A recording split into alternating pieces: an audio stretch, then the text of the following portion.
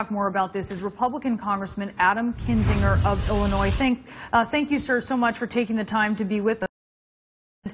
You can't help but look at that scene there in Berlin, I think in any city, and think this could happen here. So in the U.S., what are the concerns, and are we seeing stepped-up security as we're in the holidays?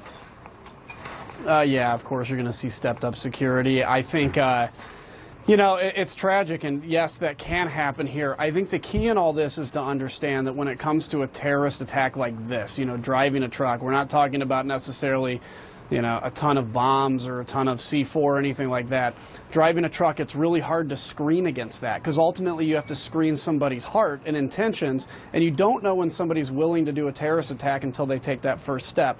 The key on this, though, is understand it's like this is a moment in Western civilization or in civilization in general where we need a Churchill moment. We're walking along the streets and basically saying we will prevail instead of cowering. So that's what we have to do, is understand that these attacks are meant to put fear in the hearts of people, to get them to stay in for Christmas and the holidays, and to get them to be afraid of ISIS. We need to fight back hard, but not be scared by these cowards. We saw at Ohio State similar tactics, certainly not a deadly attack, where there was certainly a radical Islamic-inspired attacker who drove his car into people, many students, and there were injuries.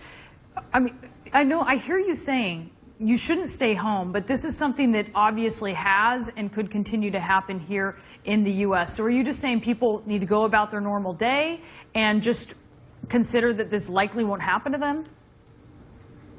I think go about your day, you know, love your family, enjoy your life, but be vigilant. You know, look around for signs that that may kind of trip you a little bit and may make you question what's going on. We all have had those moments where we kind of see something and it doesn't feel right.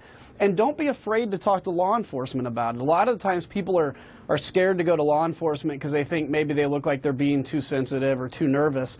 And it's usually, in fact, in almost every terrorist attack we've seen, especially in our country, there have always been some signs, and in some cases people too afraid to go talk. So be vigilant, but also enjoy the holidays, because don't let the fear of these cowards affect our way of life, because that's all they're trying to do, is to get us to be scared of them and run away, and they don't have that power over us. You know, part of this has to do with the reach of the internet. You have ISIS, you have Al-Qaeda, terrorists who are saying to people who may be inspired by what they believe, do whatever you can. A car, a knife, take people out.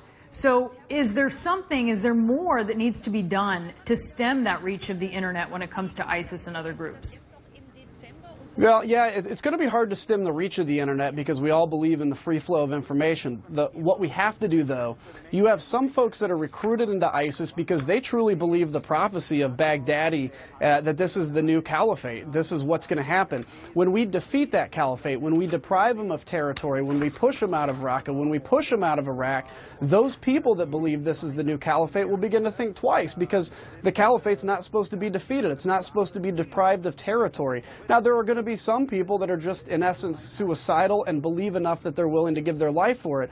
But a lot of folks that go and fight for ISIS and do these attacks believe they're fighting for something that was prophesied. And when we show them otherwise, I think you're going to reduce the number that can be recruited. But unfortunately, this may be the new reality for some time. But how do we make sense of that when, even as you've seen ISIS's territory diminish, you've seen attacks on soft targets? I mean, I'm thinking of not even necessarily sort of a semi-soft target, that the airport. You've seen these attacks happen even as territory is shrinking. You're seeing people not be dissuaded from carrying out these attacks. Yeah, and I don't think shrinking the territory, even fully defeating this so-called caliphate, is going to stop this altogether. But we've seen a reduction in the amount of people being recruited to ISIS because, frankly, not everybody is suicidal. They want to go fight for a cause. They don't necessarily want to be guaranteed to die for a cause. But the other thing is, I mean, right now, without ISIS being totally defeated, there still can be an argument in that circle that, in fact, hey, we can have difficulties, we can lose some territory, but we're still going to ultimately prevail.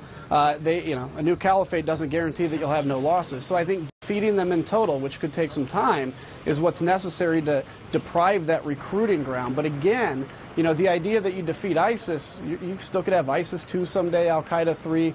I hate to say it. I wish I had better news. This is the new reality. But we can prevail, we should prevail, and we will prevail. But we've got to have that Churchill moment in the streets. You say this is the new normal. Stick around with us, Congressman Adam Kinzinger. We have much more to talk about after the break. The Russian ambassador to Turkey who was killed, shot on camera. We'll have an update on that live from Anchorage.